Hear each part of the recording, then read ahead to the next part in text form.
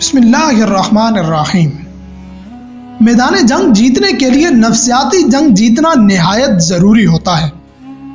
بلا شبہ رسول اللہ صلی اللہ علیہ وآلہ وسلم وہ واحد عسکری قائد ہیں جنہوں نے کئی جنگیں صرف نفسیاتی طور پر غلبہ حاصل کرنے کی وجہ سے جیت لی۔ اس کی سب سے بہترین مثال فتح مکہ ہے۔ رسول اللہ صلی اللہ علیہ وآلہ وسلم کی شدید خواہش تھی کہ مکہ کو بغیر قتال اور خون بہائے فتح کرے، کیونکہ آپ صلی اللہ علیہ وآلہ وسلم کو حرم کی تقدس کی فکر تھی۔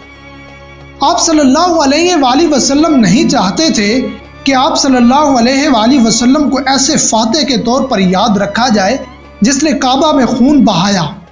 اس لیے رسول اللہ صلی اللہ علیہ وآلہ وسلم نے خاص اور منفرد اسلوب اختیار کیا، جو یہ ہے: فتح مکہ کا منصوبہ خاص کمانڈروں کے علاوہ سب سے پوشیدہ رکھا تاکہ اس میں دنیا کے لیے سرپرائز کا عنصر ہو، جس سے بڑی طاقتیں دباؤ میں آئیں گی، اور مدینہ اور مکہ کا درمیانی فاصلہ بغیر آرام کیے مسلسل سفر کر کے طے کیا تاکہ دشمن کی انٹیلیجنس کو معلومات اکٹھا کرنے کا موقع نہ ملے۔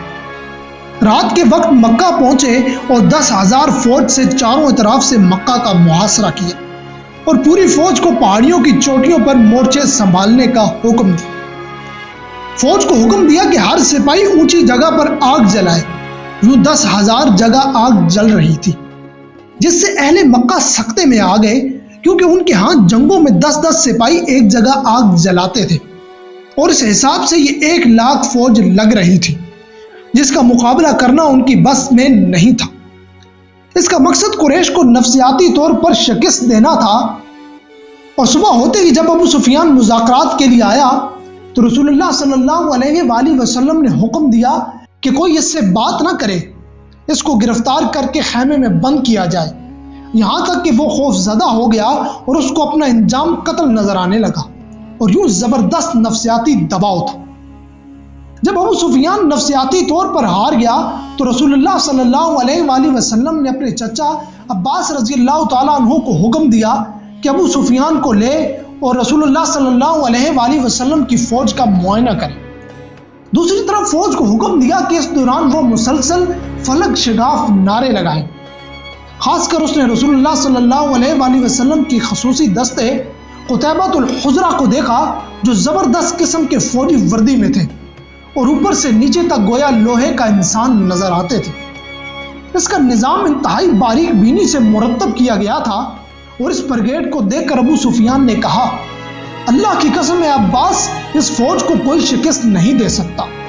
رسول اللہ صلی اللہ علیہ وآلہ وسلم یہی چاہتے تھے کہ دشمن نفسیاتی جنگ ہار جائے۔ جب رسول اللہ صلی اللہ علیہ وآلہ وسلم نے دیکھا کہ ابو سفیان نفسیاتی طور پر مکمل مرعوب ہو چکا ہے تو ان کے اکرام کا فیصلہ کیا اور فرمایا: جو بھی ابو سفیان کے گھر میں داخل ہوگا اس کو امن حاصل ہوگا، اور یوں مکہ کسی خون خرابے کے بغیر نفسیاتی جنگ سے فاتح ہو گیا۔ رسول اللہ صلی اللہ علیہ وآلہ وسلم کی یہ تمام جنگی چالیں اور تدبیریں ان قریب قائم ہونے والی خلافت کے فوجی کمانڈروں کے لیے مشعل راہ ہوں گے، کیونکہ خلافت کی بھی کوشش ہوگی کہ کم سے کم خون بہا کر انسانیت کو سرمایہ داریت کی ظلمتوں سے اسلام کے نور کی طرف لایا جائے۔ نفسیاتی جنگ کے ذریعے اپنے دشمنوں کے جانی نقصان کو کم سے کم کیا جا سکتا ہے، کیونکہ اسلام قتل اور خون ریزی کے لیے نہیں آیا بلکہ ہدایت کے لیے آیا ہے، اور یہ دلوں کو جیتنے پر بھروسہ کرتا ہے۔ اور قرآن نے یہ بھی کہا ہے کہ ان کے مقابلے میں بھرپور قوت اور پلے ہوئے گھوڑوں سے تیاری کرو تاکہ تم اپنے اور اللہ کے دشمنوں اور ان لوگوں پر خوف طاری کر سکو جن کو تم نہیں جانتے مگر اللہ جانتا ہے۔ یعنی بڑے سے بڑا اسلحہ بناؤ مگر نفسیاتی دباؤ کے لیے، نہ کہ خون خرابے کی نیت سے۔